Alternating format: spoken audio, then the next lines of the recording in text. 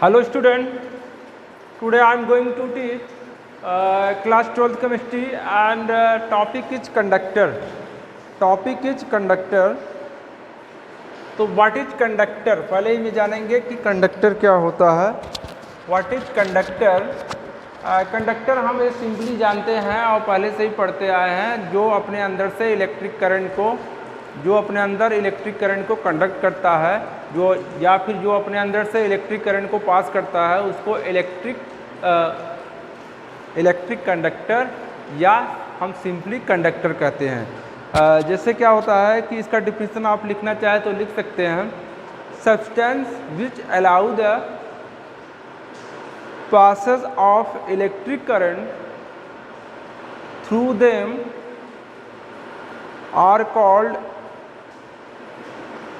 electrical conductors are simply conductor। मतलब जो substance जो है अपने अंदर से इलेक्ट्रिक करंट को पास होने देते हैं वो सब्सटेंस जो है इलेक्ट्रिकल कंडक्टर आर सिंपली हम कंडक्टर बोलते हैं। और फिर यहाँ पे जैसे जानते हैं कि conductor there are two types of conductor. First is metallic और इलेक्ट्रॉनिक कंडक्टर। मेटेलिक और इलेक्ट्रॉनिक कंडक्टर क्या होता है कि ऐसे कंडक्टर, देखो ऐसे कंडक्टर जैसे जो मतलब ऐसे सब्सटेंस जिसमें जो कंडक्टिविटी होती है वो फ्री इलेक्ट्रॉन के कारण होती है, उसमें जो फ्री इलेक्ट्रॉन प्रेजेंट होते हैं उसका मूवमेंट होता है, उसी मूवमेंट के कारण वो वो जो है इलेक्ट्रिकल को मतलब कि वो जो है इलेक्ट्रिक को कंडक्ट करता है, वो जो है इलेक्ट्रिक को कंडक्ट करता है, तो उसको हम कहते हैं मेटेलिक और इलेक्ट्रॉनिक कंडक्टर। जैसे सिंपली हम क्या ले सकते हैं, जैसे आप जानते हैं कि एल्युमिनियम, कॉपर एंड सिल्वर, तो aluminium, copper and silver, aluminium, copper and silver are metallic conductor, are metallic are electronic conductor. क्यों? क्योंकि देखते जानते हैं कि हम जो वायर बनता है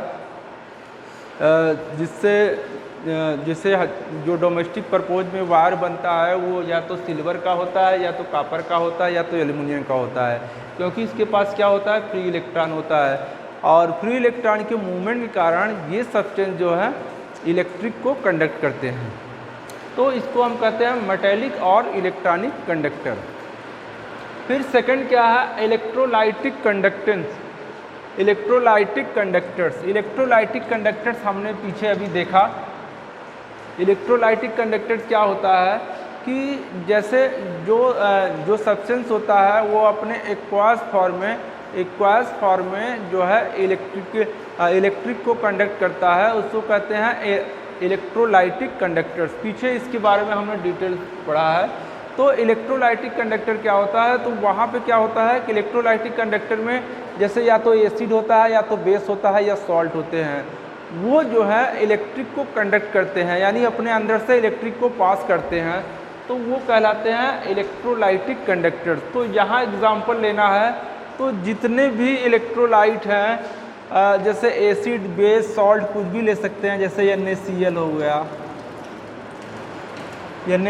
गया, MgSO4 हो गया, है ना, और कोई भी एसिड या बेस आप ले सकते हैं। तो ये सभी क्या होते हैं कि इलेक्ट्रोलाइट होते हैं, जिसको हमने पीछे एग्जांपल लिया था कि इलेक्ट्रोलाइट क्या करते हैं कि वे जब उनसे हम इलेक्ट्रिक करंट पास करते हैं तो वो डिकम्पोज हो जाते हैं, आयनों में डिकम्पोज हो जाते हैं, और आयनों में डिकम्पोज होने के बाद वो जो है इलेक्ट्रिक करंट को कंडक्ट करने लगते हैं, तो ये कहलाते हैं इलेक्ट्रोलाइटिक कंडक्टर्स। अब यहाँ पे हम देखने जा रहे हैं what is the difference between metallic और इलेक्ट्रॉनिक कंडक्टर। मेटेलिक और एंड इलेक्ट्रॉनिक कंडक्टर में क्या डिफरेंस होता है, sorry, metallic and electrolytic conductors में क्या डिफरेंस होता है। तो मेटेलिक कंडक्टर्स क्या होता है हमने देखा, और इलेक्ट्रोलाइटिक कंडक्टर्स क्या होता है ये देखा। यहाँ पे कोई सोल्यूशन होता है और यहाँ पे कोई मेटल होता है। तो मेटेलिक कंडक्टर मतलब मेटल जो इलेक्ट्रिक को कंडक्ट करता है तो उसको मेटेलिक कंडक्टर कहते हैं। इलेक्ट्रोलाइटिक कंडक्टर्स मतलब इलेक्ट्रोलाइट जो इलेक्ट्रिक को कंडक्ट करता है उसको कहते हैं इलेक्ट्रोलाइटिक कंडक्टर्स। तो यहाँ मेटल होता है और यहाँ पे कोई सॉल्ट होता है, वो सॉल्ट एसिड भी हो सकता है, बेस भी हो सकता है या सॉल्ट भी हो सकता है। तो अक्सर यहाँ पे हम सॉल्ट यूज करते हैं। और ये हम जानते हैं कि जैसे इलेक्ट्रोलाइटिक कंडक्टर, वहाँ पे हम इलेक्ट्रोलाइटिक सेल पढ़ रहे थे, तो वहाँ पे सब्सटेंस, बहुत सारे सब्सटेंस क्या होते हैं, इलेक्ट्रोलाइटिक होते हैं। कुछ सब्सटेंस क्या होते हैं, नॉन इलेक्ट्रोलाइटिक। तो नॉन इलेक्ट्रोलाइटिक क्या होते हैं, जो अपने अंदर जो है, जिसके अंदर से हम इलेक्ट्रिक करंट को पास नहीं कर सकते। तो वो कौन सा सब्सटेंस है जिसके अंदर हम इलेक्ट्रिक करंट को पास नहीं कर सकते? कौन सा नॉन इलेक्ट्रोलाइटिक है? जैसे बेंजीन होता है, यूरिया होता है ना, ग्लूकोज होता है। तो ये सब क्या हैं, नॉन इलेक्ट्रोलाइटिक, मतलब इनके अंदर से ये जो है इलेक्ट्रिकल कंडक्टर्स नहीं है, यानी इनके अंदर से हम इलेक्ट्रिक करंट को पास नहीं कर सकते। तो यहाँ पे हम देखने जा रहे हैं difference between metallic and electronic conductors. हम वन बाय वन करके देखेंगे। तो मेटेलिक एंड इलेक्ट्रॉनिक कंडक्टर्स में क्या डिफरेंस होता है, इसको हम देखेंगे वन बाय वन। तो मेटेलिक कंडक्टर में पहला, जैसा कि आप जानते हैं कि electric current flows by movement of free electron. जो मेटेलिक कंडक्टर्स होता है उसमें इलेक्ट्रिक करंट फ्लोज करती है by movement of free electron. जो फ्री इलेक्ट्रॉन का मूवमेंट होता है उसके कारण जो होता है उसमें इलेक्ट्रिक करंट जो होती है फ्लो होती है। और यहाँ पे इलेक्ट्रोलाइटिक कंडक्टर्स में क्या होता है कि electric current flows by movement of ion. इसमें क्या होता है कि आयनों के कारण, जैसे जब हम इलेक्ट्रोलाइटिक सेल में देख रहे थे, तो वहाँ पे जब हम इलेक्ट्रिक करंट पास करते हैं तो कोई जो इलेक्ट्रोलाइट रहता है तो वो डिकम्पोज हो जाता है किसमें, आयनों में, और उसी आयनों के कारण इलेक्ट्रिक करंट क्या होती है, फ्लोज होती है। फिर इसके बाद सेकंड नंबर है, इसमें मेटेलिक कंडक्टर में no chemical change occurs. No chemical change occurs.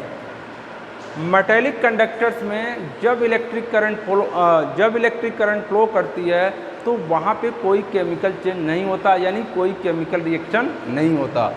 लेकिन इलेक्ट्रोलाइटिक कंडक्टर्स में क्या होता है, जैसा कि हम इलेक्ट्रोलाइटिक कंडक्टर्स में देखते हैं कि जब इलेक्ट्रिक करंट फ्लोज करती है तो जो इलेक्ट्रोलाइट होता है वो आयनों में डिकम्पोज हो जाता है, और वन आयन ऑक्सीडाइज होता है, अनदर आयन क्या होता है, रिड्यूस होता है एट द इलेक्ट्रोड।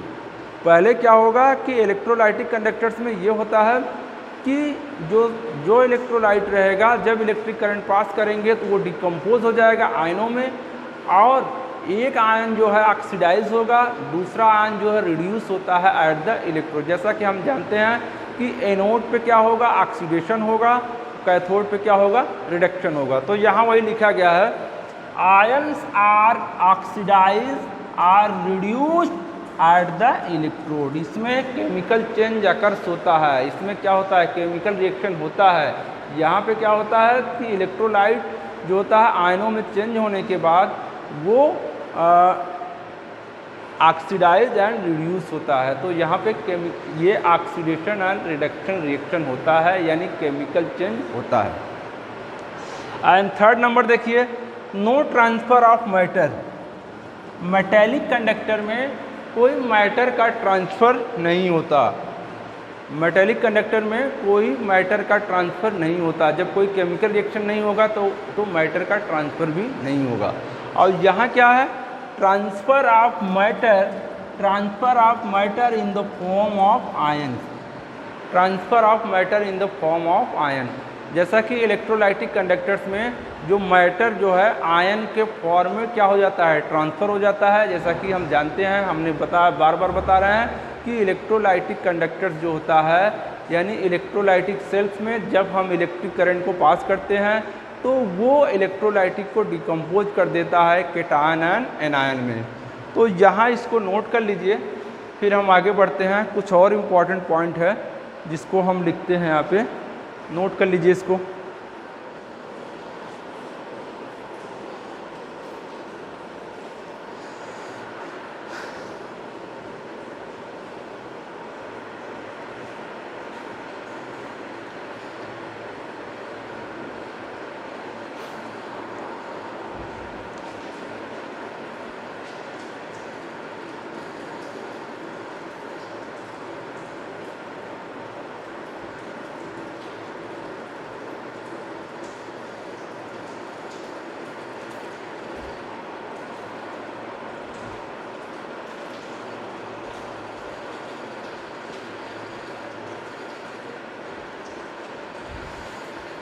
अब देखिए फोर्थ पॉइंट को लिखते हैं हम। फोर्थ पॉइंट यहाँ से लिखते हैं।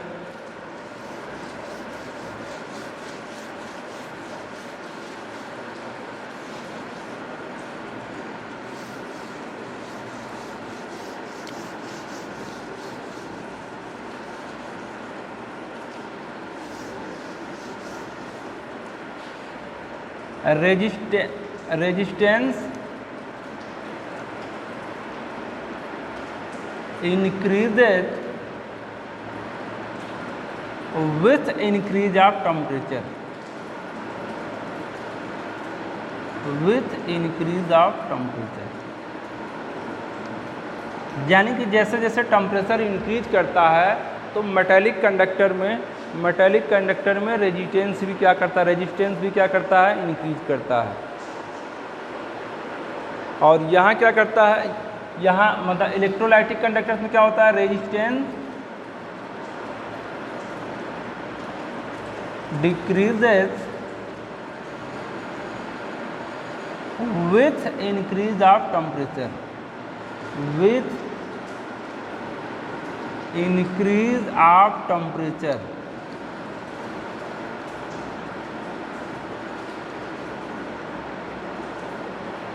एंड फिफ्थ पॉइंट लिखेंगे। फिफ्थ पॉइंट क्या होता है, Ohm's law is followed. Ohm's law क्या होता है आप जानते हैं, Ohm's law is followed. Ohm's law is followed, दोनों जो है ओम्स लॉ को फॉलो करते हैं।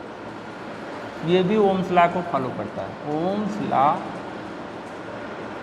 Is followed.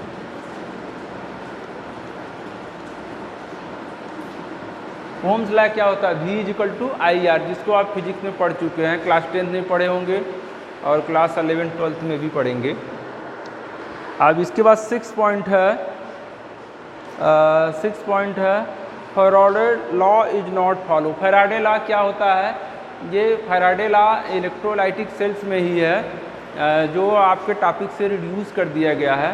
मैंने इसको पढ़ाया नहीं, तो ये फैराडे लॉ आपकी जो है इस बार बोर्ड से रिड्यूस कर दिया गया है। और देखो ये फैराडे लॉ को नहीं फॉलो करता। फैराडे लॉ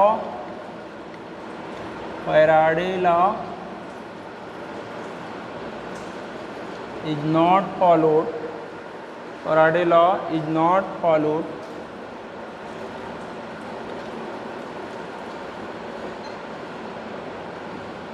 और ये फैराडे लॉ को फॉलो करता है। Faraday law is followed. Law is followed.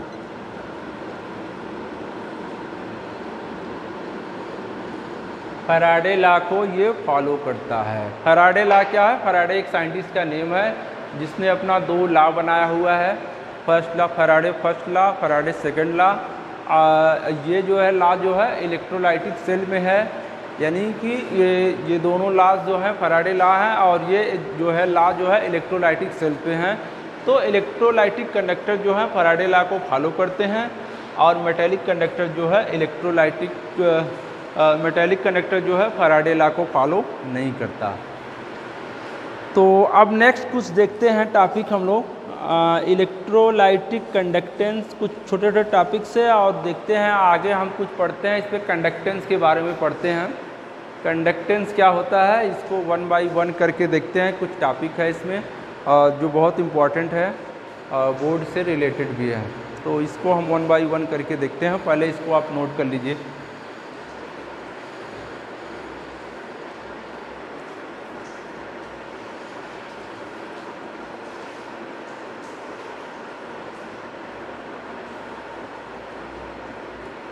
हो गया। अब लिखेंगे, हेडिंग डालेंगे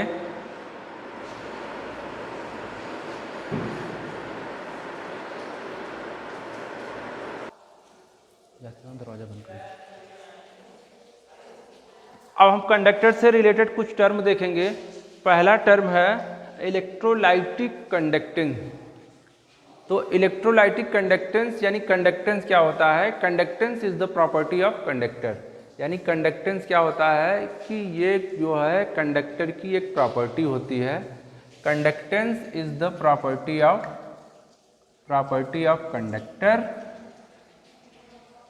and it is equal to the reciprocal of resistance.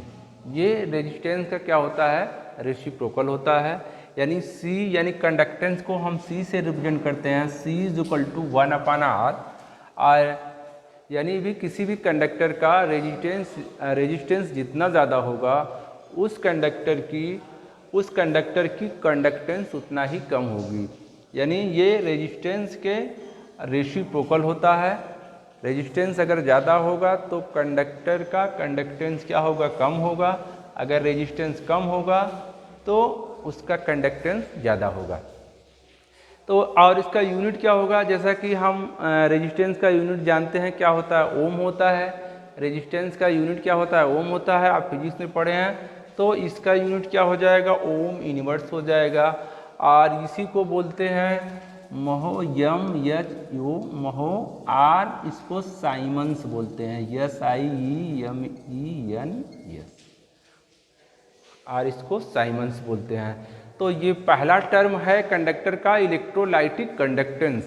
तो इलेक्ट्रोलाइटिक कंडक्टेंस क्या होता है, यानी conductance is the property of conductor. ये कंडक्टेंस क्या होती है, कंडक्टर की एक प्रॉपर्टी होती है।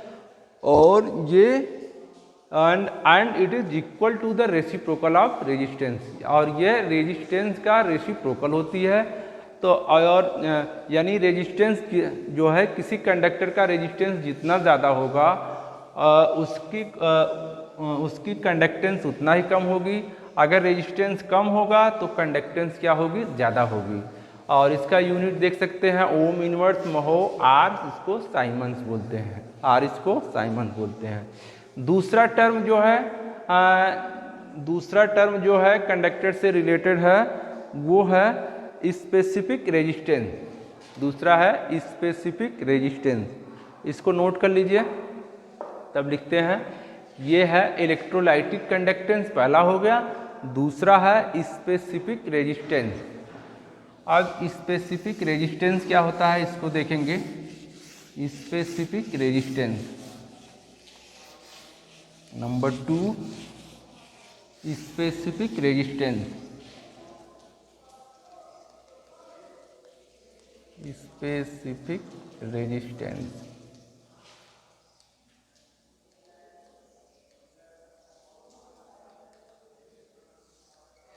जैसा कि हम रेजिस्टेंस जानते हैं, रेजिस्टेंस क्या होता है, रेजिस्टेंस को R से डिनोट करते हैं। फिजिक्स में इसका डिटेल भी पढ़ चुके हैं। और देखो रेजिस्टेंस क्या होता है, रेजिस्टेंस को R से रिप्रेजेंट करते हैं। R is directly proportional to length, यानी किसी सब्सटेंस का लेंथ जितना ज़्यादा होगा उसका रेजिस्टेंस जो है उतना ही ज़्यादा होगा। और R is inversely proportional to area of substance. R is inversely proportional to area of substance. Here A represent area of substance. तो किसी सब्सटेंस का एरिया जितना ज़्यादा होगा, क्रॉस सेक्शनल एरिया या उसका एरिया बोलो, तो एरिया जितना ज़्यादा होगा रेजिस्टेंस जो है उतना ही कम होगा। इसको इक्वेशन नंबर 1 से डिनोट करो, इसको 2 से। तो on combining equation 1 and 2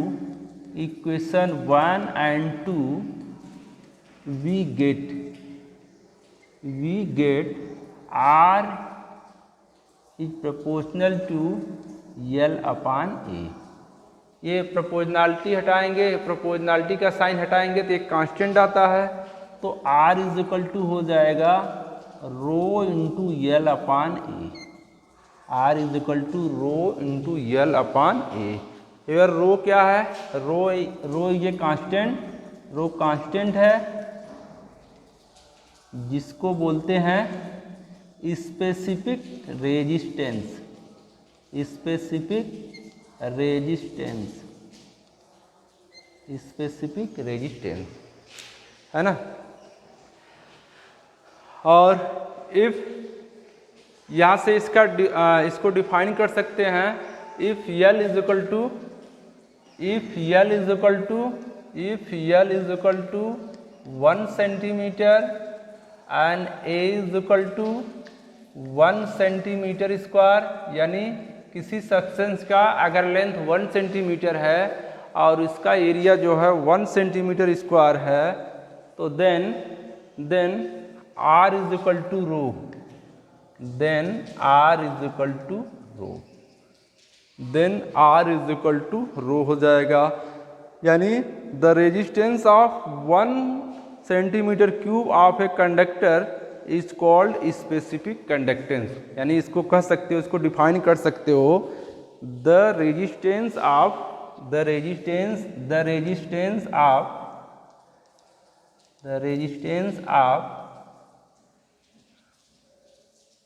1 centimetre cube of a conductor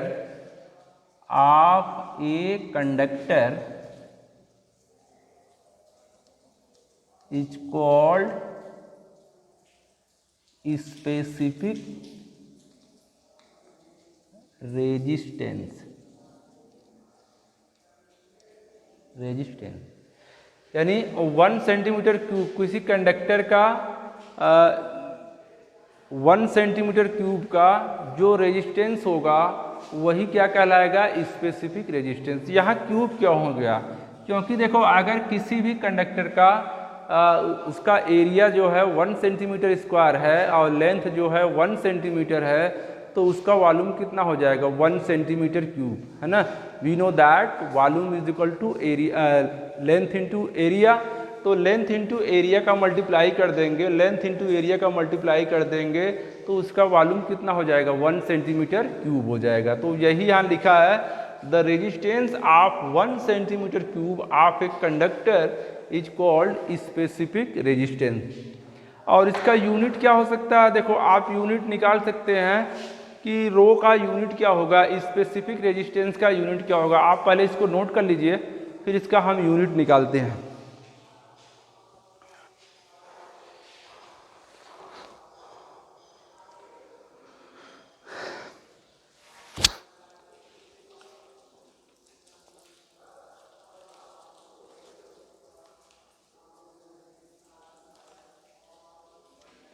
हो गया नोट, ओके। अब इसका यूनिट कैसे निकालेंगे, यहाँ पे देखो R is equal to rho L upon A है, R is equal to rho into L upon A. तो रो इज इक्वल टू क्या होगा, RA अपान L। तो इसका यूनिट क्या होगा, देखो रेजिस्टेंस का यूनिट क्या होता है, ओम।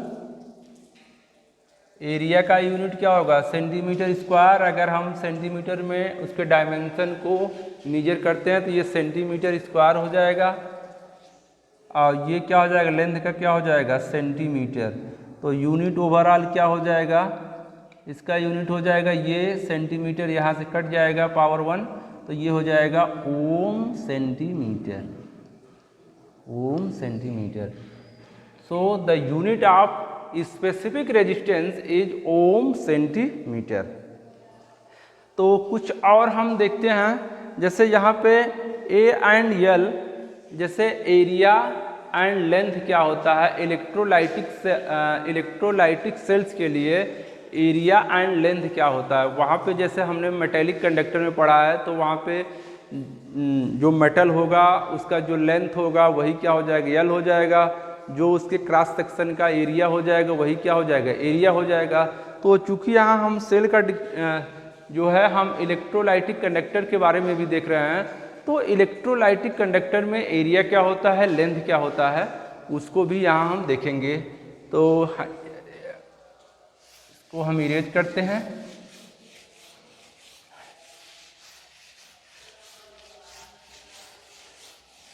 जैसा इलेक्ट्रोलाइटिक सेल क्या होता है आप जानते हैं कि इस तरह से हमने पीछे बनाया था। एक वेसल होता है, उसमें एक एनोड होता है, दूसरा कैथोड होता है ना। और ये एक एनोड होता है, दूसरा कैथोड होता है, और यहाँ कोई क्या होता है, इलेक्ट्रोलाइटिक होता है इस तरह से। तो ए एंड एल यानी एरिया क्या होगा एंड एल क्या होगा इलेक्ट्रोलाइटिक सेल्स के लिए, एरिया एंड एल। इसको स्मॉल ए से कभी कभी स्मॉल ए को कैपिटल ए से भी रिप्रेजेंट किया गया है बहुत सारी बुक में, तो आप इसको कैपिटल ए से भी रिप्रेजेंट कर सकते हैं एरिया। तो इसका लेंथ ये एक होता है, ये एक एनोड होता है, ये एनोड हो गया, सब कुछ कर लीजिए, और ये क्या हो गया, कैथोड हो गया, कैथोड। लेंथ क्या होता है, लेंथ जो होता है दोनों इलेक्ट्रोड के बीच में जो डिस्टेंस होता है वही क्या होगा, लेंथ होगा। और इसका एरिया क्या होगा कि किसी भी इलेक्ट्रोड का जो एरिया होगा यानी यही जो होगा, चाहे आप कैथोड का निकालिए चाहे एनोड का निकालिए, वही क्या हो जाएगा, एरिया हो जाएगा। तो ये जो इनका एरिया होता है यानी इसका जो एरिया होता है, चाहे आप कैथोड का निकालिए चाहे कैथोड का निकालिए चाहे एनोड का निकालिए, यही एरिया जो है काउंट होता है इलेक्ट्रोलाइटिक कंडक्टर्स में यानी इलेक्ट्रोलाइटिक सेल्स में। तो ये कैथोड, ये एनोड या कैथोड का जो एरिया होता है उसको ए से रिप्रेजेंट करते हैं, और दोनों के बीच में जो डिस्टेंस होता है उसको स्मॉल एल यानी लेंथ दिखाता है। ये लेंथ दिखाता है, दोनों के बीच में डिस्टेंस को लेंथ दिखाएगा, और जो इनका एरिया होता है वही उसको हम ए से रिप्रेजेंट करते हैं। तो यहाँ पे एक नया टर्म आ गया यानी सेल कांस्टेंट होता है, सेल में यानी इलेक्ट्रोलाइटिक सेल्स में सेल कांस्टेंट हो, cell constant is equal to L upon A, cell constant is equal to L upon A, और इसका यूनिट क्या होगा, सेंटीमीटर। ये लेंथ का क्या होगा, सेंटीमीटर, इसका सेंटीमीटर स्क्वायर, तो ये क्या हो जाएगा, सेंटीमीटर इनवर्स, सेंटीमीटर इनवर्स। तो सेल कांस्टेंट, इलेक्ट्रोलाइटिक सेल्स में सेल कांस्टेंट क्या होता है, उसका जो दोनों इलेक्ट्रोड के बीच में डिस्टेंस होता है और इलेक्ट्रोड के एरिया का जो रेशियो होता है वही क्या होता है, सेल कांस्टेंट। यानी cell constant is equal to L upon A, और इसका यूनिट क्या होगा, सेंटीमीटर इनवर्स। अब हम थर्ड टर्म के बारे में यहाँ डिस्कशन करने जा रहे हैं। थर्ड टर्म है specific conductance or conductivity, specific conductance or conductivity. आप इसको पहले नोट कर लीजिए।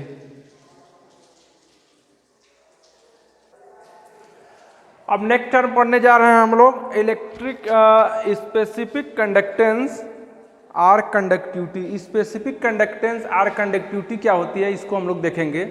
स्पेसिफिक कंडक्टेंस आर कंडक्टिविटी जो रिप्रेजेंट होती है बाई कप्पा, एक मिनट, स्पेसिफिक रेजिस्टेंस को हम कप्पा से डिनोट करते हैं, तो बता रहे हैं, यानी कप्पा इस तरह से के लिखते हैं, इसको कहते हैं kappa. And kappa is equal to होता है 1 अपान रो।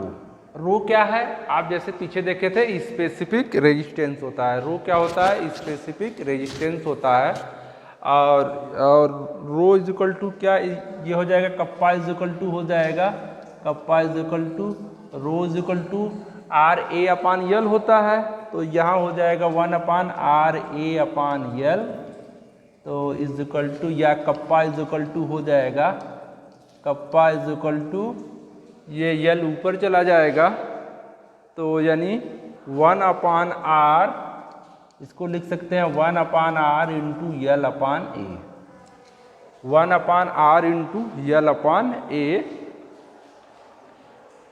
या कप्पा इज इक्वल टू क्या लिख सकते हैं, कप्पा इज इक्वल टू, ये क्या है 1 अपान आर क्या है, यानी पीछे हमने देखा था कि conductance C is equal to 1 upon R, यानी कंडक्टेंस क्या होता है, रेजिस्टेंस का क्या होता है, रेसिप्रोकल होता है किसी सब्सटेंस का, कि किसी सब्सटेंस जो है, कोई भी सब्सटेंस की कंडक्टेंस उतना ही ज़्यादा होगी जितना उसका रेजिस्टेंस कम होगा, और रेजिस्टेंस अगर ज़्यादा है तो कंडक्टेंस कम होगा। तो 1 अपान आर यानी क्या हो जाएगा, C हो जाएगा, इसको कंडक्टेंस कहते हैं, यानी कंडक्टेंस 1/r कंडक्टेंस होता है। और L/A पीछे हमने देखा कि सेल कांस्टेंट, पीछे अभी जस्ट हमने पढ़ा कि cell constant is equal to होता है L/A। तो ये हो जाएगा L/A क्या रिप्रेजेंट करता है? सेल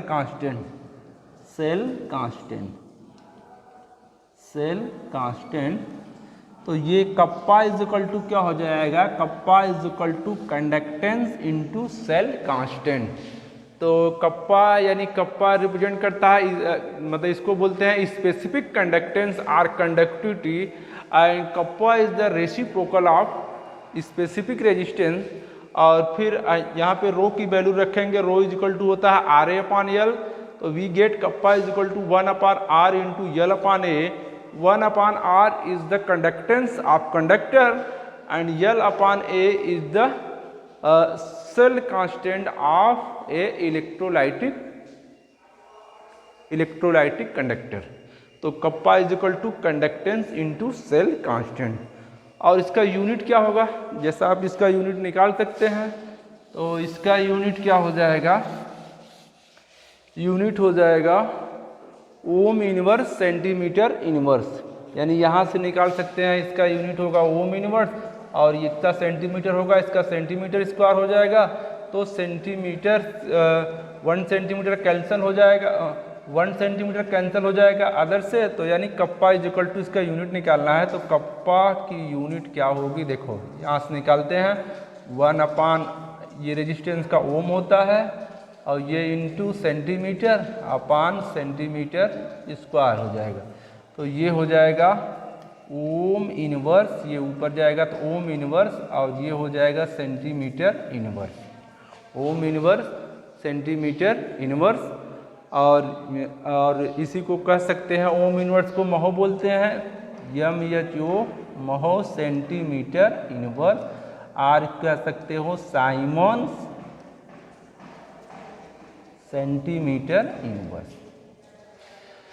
तो हमने पहला टर्म क्या देखा इसमें कि कंडक्टेंस क्या होता है, फिर दूसरा टर्म हमने देखा कि स्पेसिफिक रेजिस्टेंस क्या होता है, फिर तीसरा टर्म हमने देखा कि स्पेसिफिक कंडक्टेंस आर कंडक्टिविटी क्या होती है। अब हम फोर्थ टर्म पढ़ने जा रहे हैं।